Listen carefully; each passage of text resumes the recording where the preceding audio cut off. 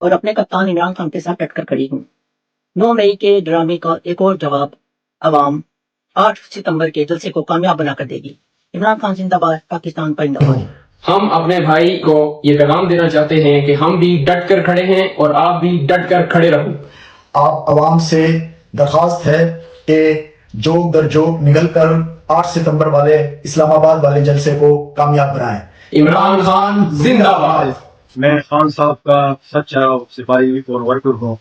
عوام 8 ستمبر کے جلسے میں بھرپور شرکت کرے۔ عمران خان زندہ باد، پاکستان پائندہ باد۔ اور نظام الدین کے ظلم کے سامنے ڈٹ کر کھڑا ہوں۔ میری آپ عوام سے درخواست ہے کہ 8 ستمبر کے اسلام آباد والے جلسے میں بھرپور شرکت کر کے اسے کامیاب بنائیں۔ عمران خان زندہ باد۔ مجھ پہ جتنا مرضی ظلم کر لیں، میں کندھا سے کندھا ملا کر کپتان کے ساتھ کھڑا ہوں۔ عوام 8 ستمبر کے جلسے میں بھرپور شرکت کرے۔ پی ٹی آئی زندہ باد۔ میں کپتان کا ایک سپاہی ہوں۔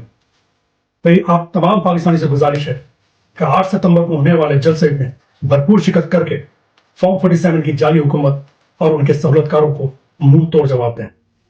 پاکستان زندہ باد، عمران خان۔ میں ایک صحافی اور تجزیہ نگار ہوں۔